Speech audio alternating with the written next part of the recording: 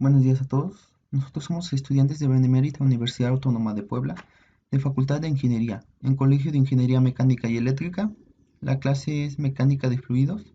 El problema que nos tocó resolver en esta ocasión es el problema número 5. Nuestro profesor es Wilfredo Ibarra Hernández. Los integrantes de este equipo son Huerta Buret Guadalupe, Clalmis Romero Pedro Mauricio, Jiménez Meneses Edgar David, Aranguti Flores José Alejandro, Carrillo Vargas Adrián Higinio, Santa María Cepeda Gerardo y Romero González Braulio. Vamos a dar una pequeña introducción sobre qué es el capítulo 8.7. En sí son redes de tuberías y selección de bomba. La mayoría de las tuberías que se encuentran en la práctica incluyen numerosas conexiones en paralelo y en serie, así como diversas fuentes, suministros de fluido en el sistema y cargas de sistemas de tuberías, lo que son descargas de fluidos del sistema. Cuando se conecta en serie, la razón de flujo a través del todo en el sistema permanece constante, sin importar los diferentes diámetros que presenten las tuberías. Esta consecuencia da como resultado el principio de la conservación de la masa para flujos estacionarios. La pérdida de carga en tal caso es igual a la suma de las pérdidas de carga de las tuberías individuales, lo que incluyen pérdidas menores. Para una tubería que se ramifica en dos o más tuberías paralelas y luego se vuelve a juntar en una sola tubería corriente abajo, la razón de total es la suma de las razones del flujo en las tuberías individuales. La caída de presión en cada tubería conectada en paralelo debe ser la misma, porque el cambio de presión es igual a presión A menos presión B, y las presiones de unión presión A y presión B son las mismas para una tubería individual. Aquí, como nos muestra en la figura, tenemos una ramificación que se nos divide en dos tuberías y vuelve a ser una misma ramificación, a lo que nos dice que para tuberías en paralelo la pérdida de carga es la misma en cada tubería y la razón de flujo total es la suma de razones de flujo en las tuberías individuales.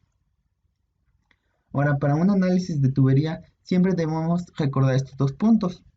El primer punto nos dice, se debe satisfacer el principio de la conservación de la masa a través del sistema.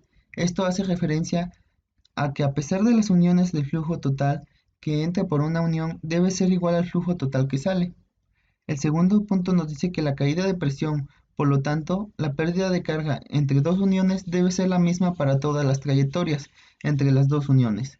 Esto porque la presión es una función puntual y no puede tener diferentes valores en un mismo punto. En la práctica se utiliza cuando se necesita que la suma algebraica de todas las pérdidas de carga en un circuito sean igual a cero. En un sistema de tuberías con bombas y turbinas, debemos recordar que la ecuación de Bernoulli es una relación aproximada entre presión, la velocidad y la elevación, y es válida en regiones de flujo estacionario incompresible, donde las fuerzas netas de fricción son despreciables. Esta misma ecuación en un mismo resultado de un balance de fuerzas a lo largo de una línea de corriente. Cuando un sistema de tubería incluye una bomba o turbina, la ecuación de energía de flujo estacionario sobre una base de masa unitaria se puede expresar como la presión 1 sobre densidad más el coeficiente de corrección por velocidad 1 al cuadrado sobre 2 más la gravedad por la altura 1 más la potencia de la bomba es igual a presión 2 sobre densidad más el coeficiente de corrección por la velocidad 2 al cuadrado sobre 2 más gravedad por altura 2 más la potencia de la turbina más la gravedad por la pérdida de carga. O en términos de carga, puede ser expresada como la presión 1 sobre densidad por gravedad más el coeficiente de corrección por velocidad 1 al cuadrado sobre 2 veces gravedad más altura 1 más la pérdida de bomba es igual a presión 2 sobre densidad por gravedad más el coeficiente de corrección por velocidad 2 al cuadrado sobre 2 veces gravedad más altura 2 más la pérdida de la turbina más la pérdida de carga. El problema nos dice que un granjero debe bombear agua a 70 grados Fahrenheit de un río a un tanque de almacenamiento de agua cercano y emplea una tubería plástica de 125 pies de largo y 5 pulgadas de diámetro, con tres codos suaves embridados en 90 grados. La velocidad del agua cerca de la superficie del río es de 6 pies sobre segundo y la entrada de la tubería se coloca en río normal a la dirección del flujo del agua para sacar ventaja de la presión dinámica. La diferencia de elevación entre el río y la superficie libre del tanque es de 12 pies, para una razón de flujo de 1.5 pies cúbicos sobre segundo, y una eficiencia de acoplamiento de bomba-motor de 70%.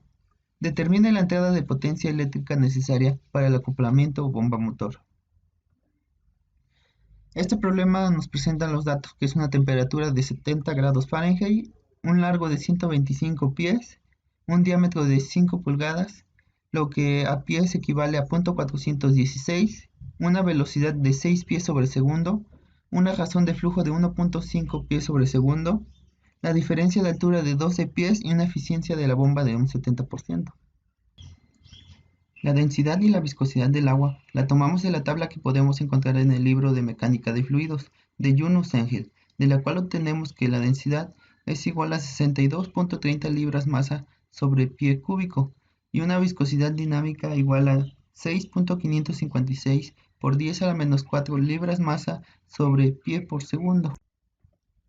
Posteriormente en el problema se nos da y se nos especifica que el granjero ocupa una tubería plástica, por lo que buscamos en la tabla de su jugosidad del elemento y obtuvimos en la tabla 8.2, la cual nos dice que la jugosidad para una tubería plástica es cero, lo cual es considerado para resolver este problema.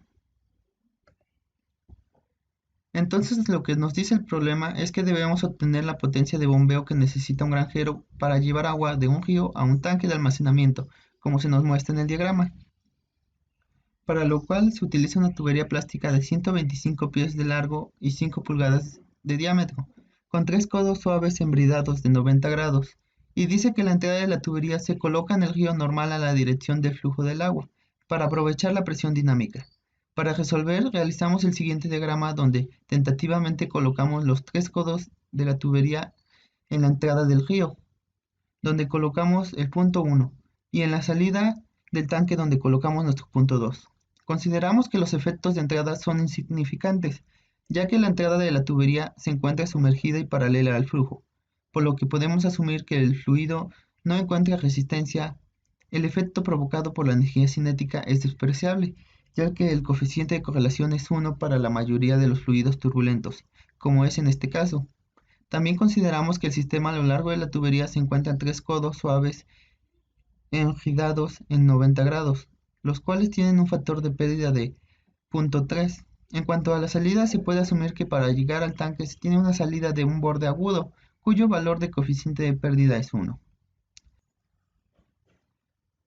Para la solución, primero tomamos nuestra ecuación de energía de flujo estacionario, que en términos de carga se conoce como presión 1 sobre densidad por gravedad más el coeficiente de corrección 1 por la velocidad 1 al cuadrado sobre 2 veces gravedad más la altura 1 más la pérdida de la bomba es igual a presión 2 sobre densidad por gravedad más el coeficiente de corrección 2 por velocidad 2 al cuadrado sobre 2 veces gravedad más la altura 2 más la pérdida de la turbina más la pérdida total de carga.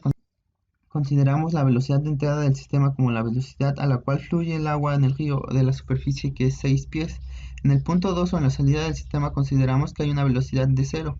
Se debe tomar el inicio de nuestro sistema en el punto 1, por lo que desde ese punto Z1 será igual a 0. Ahora vamos a eliminar los términos que se hacen 0 y obtenemos que nuestra ecuación queda como el coeficiente de corrección por velocidad 1 al cuadrado sobre 2 veces la gravedad más la pérdida de bomba es igual a altura 2 más la pérdida de carga.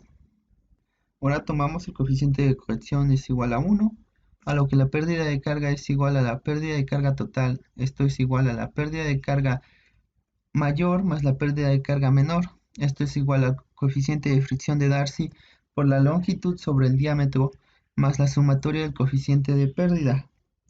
Todo esto por la velocidad 1 al cuadrado sobre 2 veces la gravedad.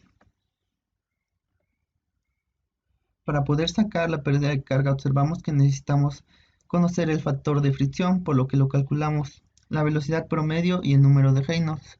Aquí como tenemos la velocidad es igual al flujo sobre la área de sección transversal, lo que es pi por diámetro cuadrado sobre 4. Esto es igual a 1.5 pies cúbicos sobre segundo sobre pi por 4 por punto 416 pies cuadrados sobre 4, a lo que nos da un valor de 11 pies sobre segundo.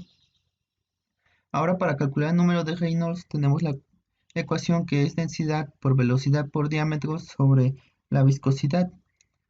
La densidad tenemos que es 62.3 libras sobre pies cúbicos, la velocidad de 11 pies sobre segundo y el diámetro de 416 pies sobre una viscosidad de 6.556 por 10 a la menos 4 libras masa sobre pies por segundo. Esto nos da un resultado de 435.500, lo que es mayor a 4.000, lo que nos da que es un fluido turbulento. El factor de fricción es mínimo para una tubería lisa, pero debido a la condición de no deslizamiento, este no puede ser cero. En este caso tenemos que la jugosidad es igual a cero, por lo que en la ecuación de Colebrook ya la reducimos a la ecuación de Brown, que se expresa como 1 sobre la raíz del factor de fricción de Darcy es igual a menos 2 logaritmo del argumento del número de Reynolds por la raíz del factor de fricción de Darcy, todo esto menos 0.8. Por lo que tomando nuestro número de Reynolds como 435.500, el coeficiente de fricción nos da 0.0135, el cual fue obtenido con el software EES. Aquí mostramos que a través de el software nos dio un resultado de 0.0135.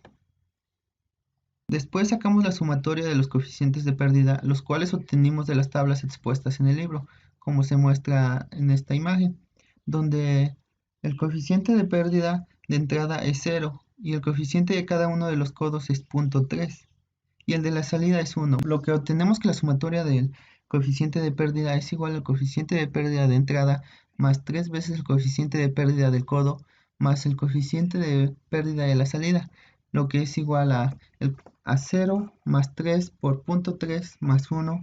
Esto nos da un resultado de 1.9.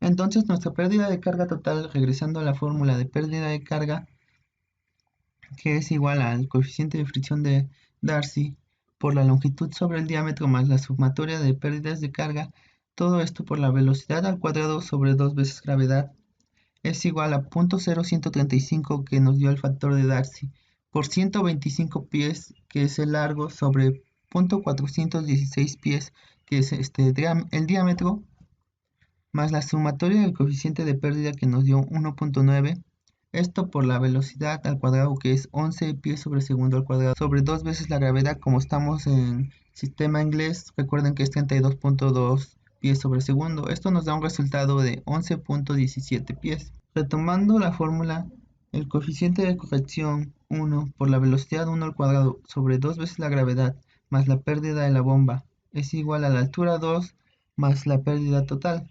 Para obtener la carga de la bomba despejamos la fórmula y sustituimos los valores obtenidos, lo que nos dice que la pérdida de bomba es igual a Z2 más la pérdida total menos la velocidad 1 al cuadrado sobre 2 veces la gravedad.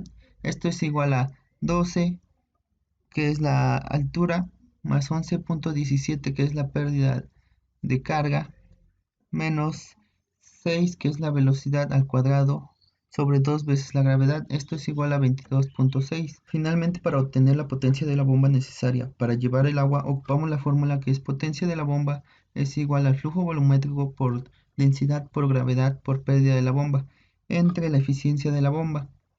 Esto al sustituir los datos nos da que es 1.5 pies cúbicos sobre segundo por 62.3 libra masa sobre pies cúbicos por 32.2 pies sobre segundo cuadrado por 22.6 pies sobre 0.70.